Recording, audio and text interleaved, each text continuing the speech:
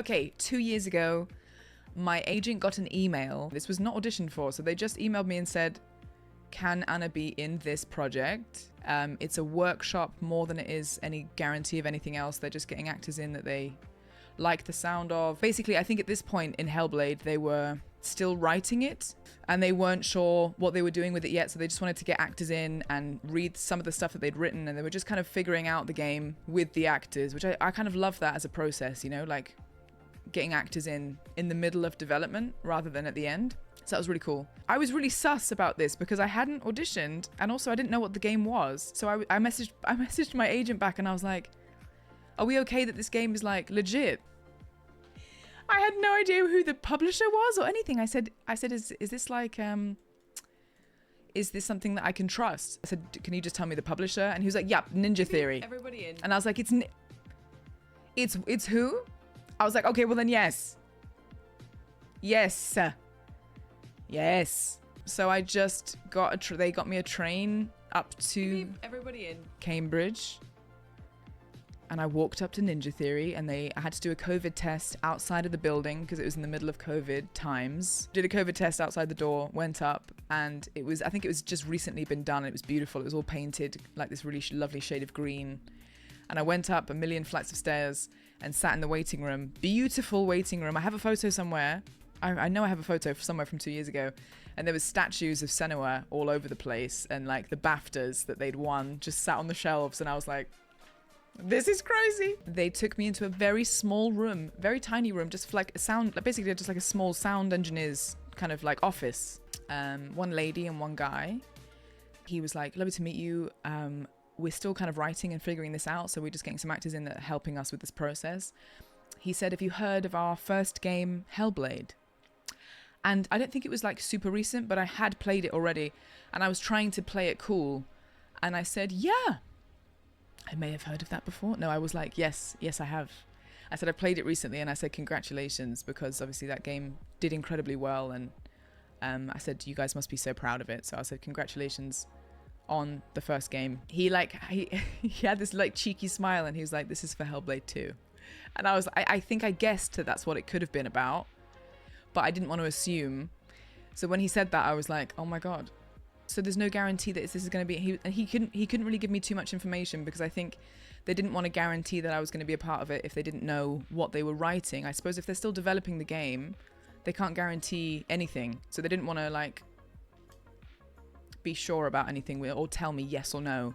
They gave me about four pieces of paper that were being written at the time, and they were kind of just like loads of lines or almost like maybe chunks, paragraphs, a few monologues, which is why it's so difficult to tell you what my lines might be because they were all over the place. And also I had no context. I was handed the script when I got there, so I could not read it ahead of time. I didn't know where that fits into the story. I didn't know who these characters were in the context of the story. I don't know who they were in terms of who was whispering to her when. No context, no story, like narrative that I could understand having just been handed the pieces of paper. So I was just like, okay. And but the most important thing about it was the microphone, because as you know, with Hellblade, it's about it feeling like there are voices whispering to you the whole time and that they are all around her. The microphone was a head. Was a actual human, like it looked like a human head. And the part where the sound was going in was on 2 ears. So the microphone was I've never seen anything like it. It was amazing. And there was like a head, and then the sound was going in through the left ear and the right ear. And those parts looked like a microphone. And so they said, if you don't mind, like, don't make too much noise with the papers as you're like switching them, because obviously that will get picked up. And they just asked me to go around the microphone, go around the head, like going closer up to the microphone and then further away and then back closer again, and whispering at certain times that felt appropriate, whispering them when it wasn't, and just basically improvise and just go with what the script felt like it was leading me to do. So I did it about 3 or 4 times. I just circled this mic. I was whispering in the ear, then I'd go around, then I'd quickly go around to the other side, and I was just playing with it, I guess. They asked me to do it a couple more times. You know, maybe like a bit more, I think some of it was more kind of like spiteful or like aggressive, and sometimes it was a little bit more wispy.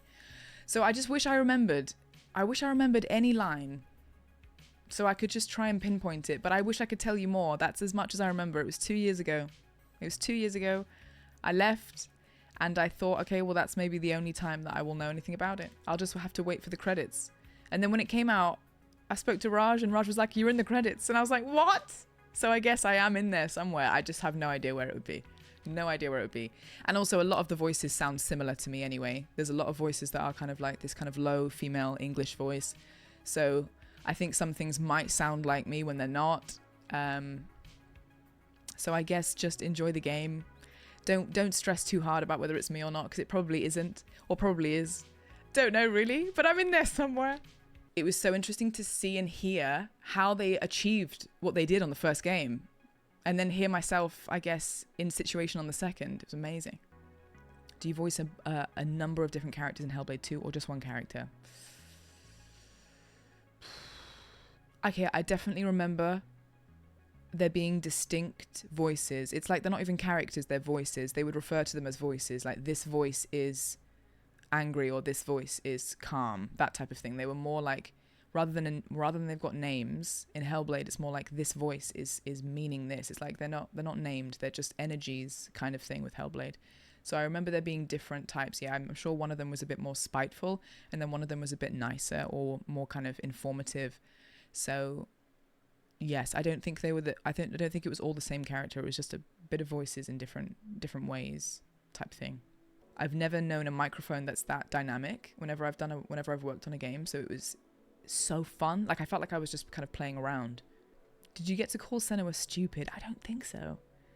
I remember talking about maybe like bones. There's a bit where it was talking about bones and it was kind of grotesque and violent, I think, at some point. There was some points of it that felt really, 2 years and 1 day. I'm trying to remember things that I spoke 1 day 2 years ago and never saw again. It's really hard to remember. But I think I remember saying something to do with bones. Crunching. Maybe they were crunching. Something like that. Just imagining it sounds silly. It didn't actually feel that way. I think because the game is so serious and the game is... The themes in Hellblade are so heavy. It's so dark that it felt more kind of sacred in a way, doing voices for this game, because the script is like poetry and the themes are so heavy that there was no time to feel silly, because it was more about just making sure that this language, this really like intricate script, was clear enough to the person listening to it. That's what I was, I guess, prioritizing. But I know what you mean, like circling a microphone could look silly, I suppose. But then a lot of acting, when you're doing it, looks silly until you watch it back and you're like, oh. Never had an experience like it. It was so different to any video game I've ever worked on. I don't have very many interesting stories sometimes with behind the scenes, because sometimes it's just quite straightforward. They already send me the script a few weeks before. I go in, I meet the director, I record it, I go home. There's not always some fun way of telling you about it. Even Baldur's Gate 3, send me the script. I show up, they put me in the mocap suit. The interesting thing about, I was about to say Metal Gear. The interesting thing about Baldur's Gate was that I couldn't move my feet, obviously because all of the characters are planted when you speak to them. So my feet couldn't move. I had a marker for my left foot and a marker for my right foot. And I can move the upper half of my body, but I couldn't move my legs for the sake of how the game is made. But yeah. Other things are more straightforward, but Hellblade 2 was one of the coolest things because I got to like move around the whole room.